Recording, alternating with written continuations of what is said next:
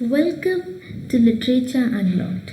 This is Komal Kumari, Assistant Professor, and in this lecture we will be learning about Anglo-Norman era, where we will understand its history, political and cultural changes, transformation in the era, major literary works and characteristics of those works, themes of the age, and more such features that are attributed to Anglo-Norman Age.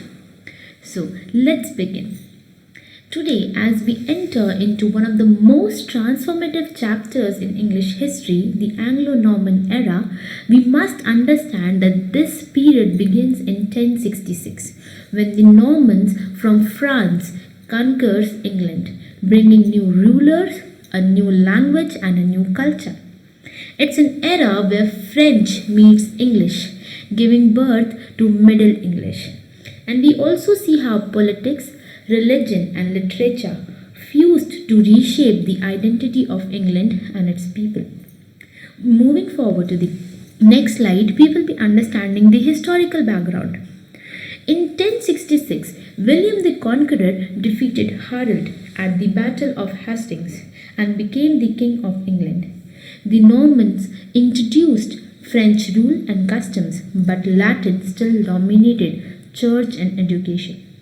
For centuries, England was trilingual, Latin for religion, French for the court, and English for commoners. One of this mixture grew into a new linguistic form, Middle English, simpler in grammar but rich in vocabulary.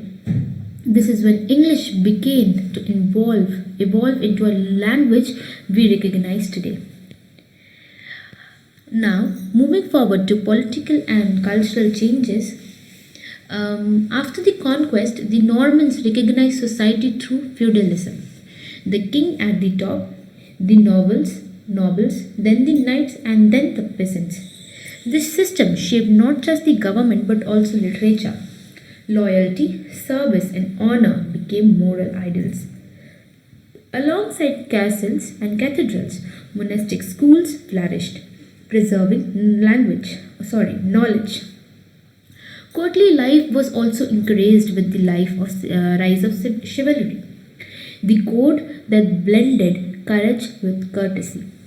Now, literature moved from battlefield to banquet hall, celebrating refinement with spiritual virtue. Moving forward to the next slide, language transformation. Since I said England became trilingual, language was perhaps the greatest transformation that took place in this era. Old English words mixed with French and Latin. Cunning became kind, grin became peace, and new words like justice, crown, and honor entered the tongue. English grammar simplified. There were fewer endings and more order.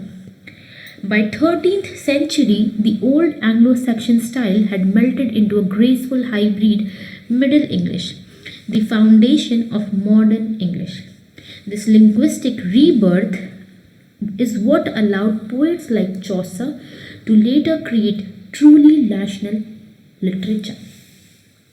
So you can see there was a transformation in the language, and also new words were introduced into English vocabulary. Next slide, major literary features. Literature also changed its voice. The oral tradition faded as writing spread across monasteries and courts. A new genre were romances, chronicle, and religious prose. Themes revolved around chivalry, faith, and morality rather than heroic bloodshed. Stylistically, rhyme replaced alliteration. Poetry became more smoother and musical. It was influenced by French. In short, literature shifted from heroic to human and from warrior valor to inner virtue. Moving forward, here we have important writers and works from the era. Three names are the one who defines the era: Geoffrey of Monmouth, Wace, and Layamon. So Geoffrey of Monmouth wrote History of the Kings of Britain, where he introduced the legend of King Arthur.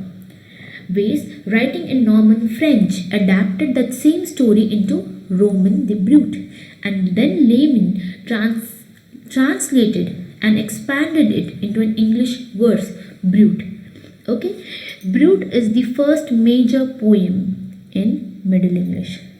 We also find here devotional works like Ancrene Revele, and which was written as a spiritual guide for nature. And through this writers, myth, history, and faith merged into one literary system or a stream, literary stream. So the next slide is about the rise of romance, one of the features of the literature of this era. This was the age of Romance literature, the tales of adventure, loyalty, and love. Stories such as Sir of Orfeo, Havelock the Dane, and King Horn blend folklore with moral reflection. Night face tests of bravery and virtue. Love is portrayed both as noble and purifying. These romances became the medieval equivalent of modern storytelling. Okay, full of action, but there was also spiritual growth. They replaced warrior's sword with knight's concise.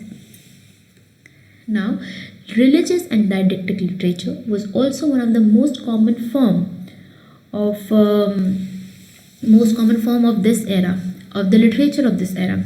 Alongside secular tales, religious writings also flourished. Works like Arkane Rivale, Gasamandi aimed to instruct ordinary believers in their faith.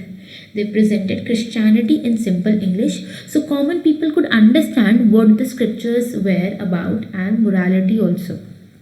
Now, this shows that English was now reclaiming importance. It was not just a language of peasants now, but also of prayer and teaching. The purpose of writing also was shifted. It was not merely to entertain, but also to educate and elevate the soul. Moving forward, the themes of the age. The core themes of Anglo-Norman period was faith, love, loyalty, and identity. Faith guided the moral to love, both divine and human. It also defined behavior, and there was loyalty to king and God, and also God sustained the order in that era. Beneath it all lay the conquest for identity. Now, fame was the supreme one which guided the tone of the literature. Beneath it, there was a quest of identity, a new English nation rising from conquest.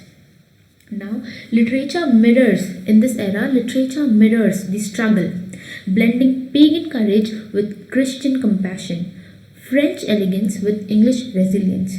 As we are always told, literature is the mirror of society. So here also it reflects the struggle of the era, of the age, of the people. Next slide, legacy and transition. Now, this was a major transformation from Anglo-Saxon to Anglo-Norman, and also from Anglo-Norman to the upcoming era. It was an age of transition. There was a legacy in the age. The legacy of this age is immense. Okay, it gave England its Middle English language, its first sense of national literature, and the early forms of romance and chronicles.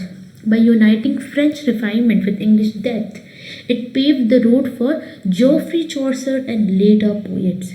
The Anglo-Norman Age stands as a bridge between the dark medieval past and the dawn of literary humanism.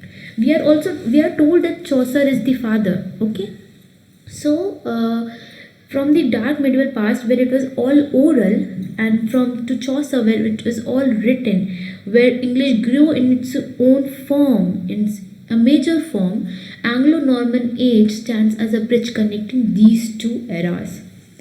Okay, so this was the transition and this was the legacy of this age.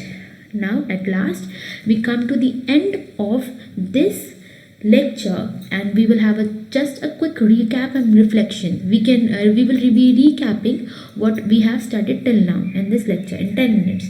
So 1066 brought conquest but also cultural rebirth. French and English blended to create Middle English. Feudalism gave rise to ideals of chivalry and courtly love. Literature moved from heroic epics to romances and religious prose. English spirit survived invasion not by resistance but by transformation. So, here we comes to an end of our lecture on Anglo-Norman era.